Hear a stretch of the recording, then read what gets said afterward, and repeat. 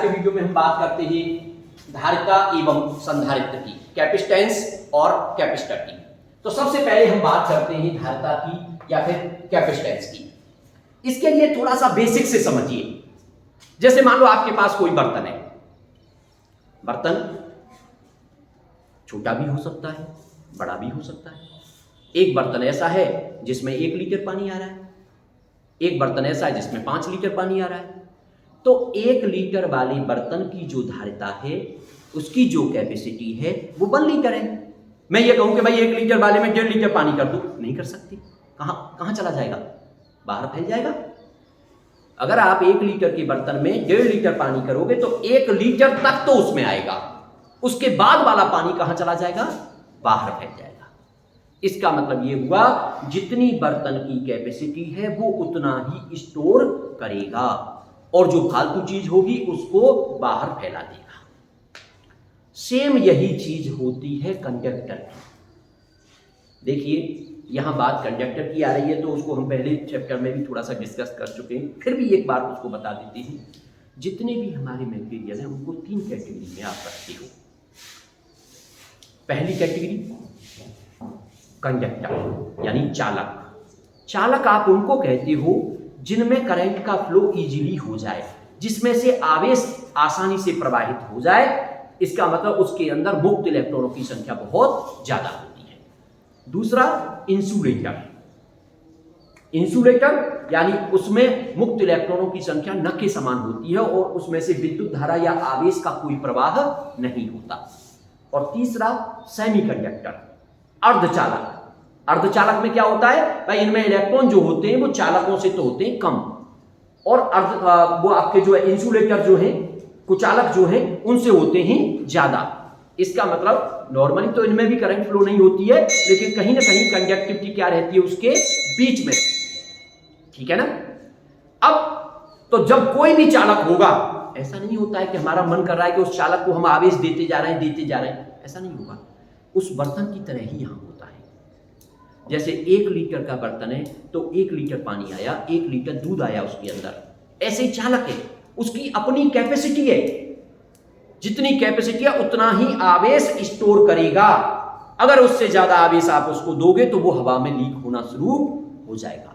ऐसे मानो वो भर गया पूरा और फिर वो फैलना शुरू हो जाएगा। ऐसा नहीं है कि हमारा मन कर रहा है हम तो उसको देते जा रहे हैं आवेश, बिल्कुल नहीं।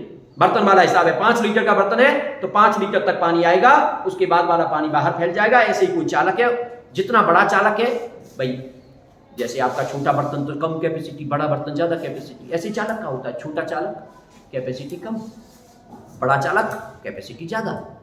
इसका मतलब उसकी भी अपनी एक कैपेसिटी होती है, लेकिन किसको स्टोर करने की? आवेश को। तो किसी भी चालक की आवेश को स्टोर करने की जो क्षमता होती है उसको कहते हैं उसकी धारिता या फिर कैपेसिटेंस, ठीक है।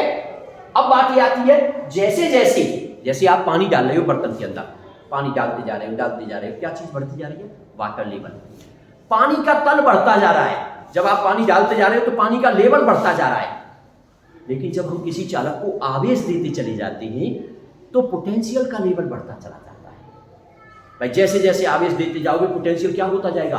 बढ़ता चला जाएगा। क्योंकि आपने पढ़ा है पहले भाई, पोटेंशियल अगर किसी Q आवेश की वजह से R डिस्टेंस में पोटेंशियल निकालते थे तो V K और Q/R। इसका मतलब V और Q आपस में क्या है? प्रोपोर्शनल, सही है ना। इसका मतलब जैसे जैसे आवेश देते चले जाएंगे वहां पोटेंशियल का लेवल क्या होता चला जाएगा? बढ़ता चला जाएगा। तो कुल मिला के आप कह सकते हैं कि Q इज प्रोपोर्शनल V। भाई Q को बढ़ाने पर क्या बढ़ता जा रहा है? V बढ़ता जा रहा है। या आप ऐसे भी लिख सकते हो V इज प्रोपोर्शनल Q। लेकिन जब A इज प्रोपोर्शनल B तो B इज प्रोपोर्शनल A। तो वही तरीका Q इज प्रोपोर्शनल V। और जब प्रोपोर्शनल का साइन हटाते हैं तो एक कांस्टेंट लेते हैं, तो Q इज इक्वल टू, यहां पर जो कांस्टेंट लेते हैं वो लेते हैं कैपिटल C। तो Q is equal to CV। अब बात आएगी C की, तो C is equal to Q/V। C जो एक नियतांक है उसको कहते हैं यहां पर कैपेसिटेंस, संधारित्र की धारिता, तो इसको बोलते हैं धारिता। अगर आप इसकी मैथमेटिकल डेफिनेशन देना चाहते हो तो किसी चालक को दिए गए आवेश और उसके पर उत्पन्न विभव के अनुपात को क्या कहते हैं, उसकी धारिता कहते हैं। ये डेफिनेशन दे सकते हो आप उसकी, लेकिन वो मैथमेटिकल डेफिनेशन है। दूसरी बात, अगर फिजिक्स वाली डेफिनेशन है तो किसी भी चालक की आवेश को स्टोर करने की जो क्षमता है उसको उसकी क्या कहते हैं, कैपेसिटेंस। ठीक है, अब इसके यूनिट की बात आती है कि भाई इसकी का यूनिट क्या होगा। तो नॉर्मल यूनिट पहले तो हम कहां से निकालें, फॉर्मूले से निकालें। तो अगर आप इसके यूनिट की बात करोगे, इसके मात्रक की बात करोगे, तो Q क्या है, आवेश।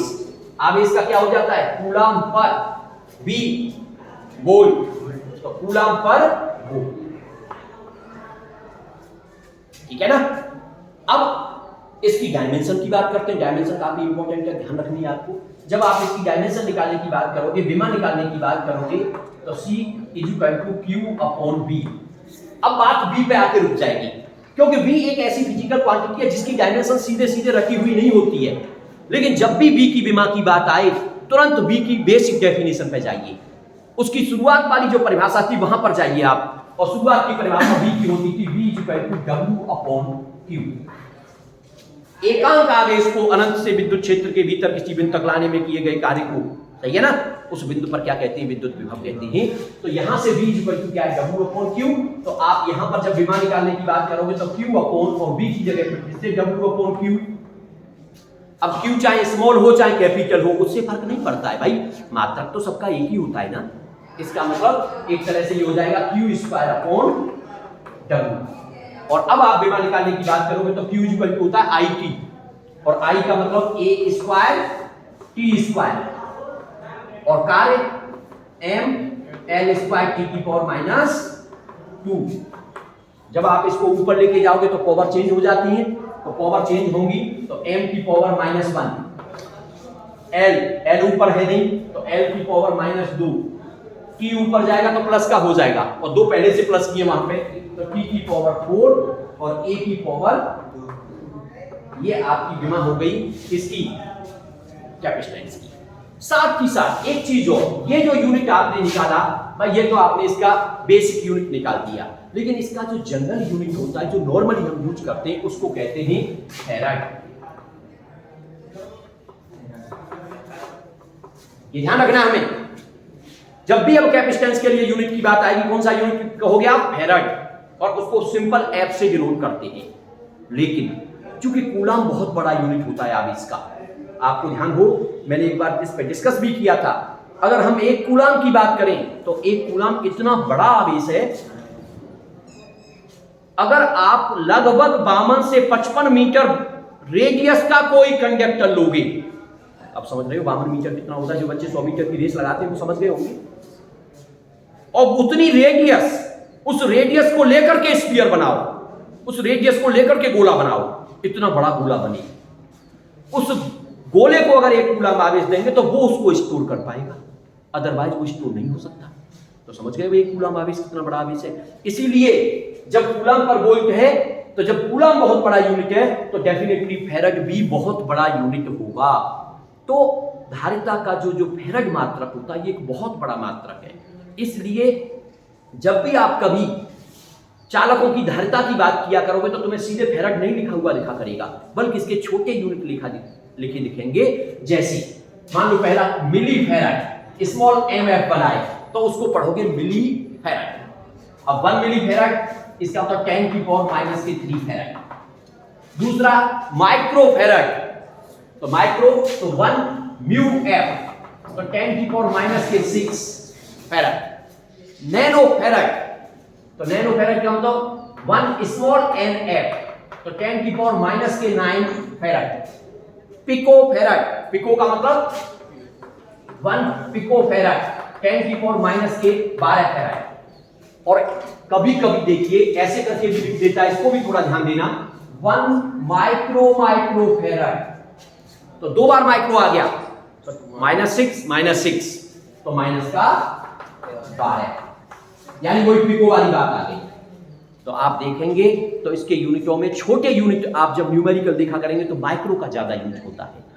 तो फैराड यूनिट बहुत बड़ा यूनिट है, इसलिए इसका कम यूज होता है, और इसके छोटे यूनिटों का यहाँ पे यूज करते हैं।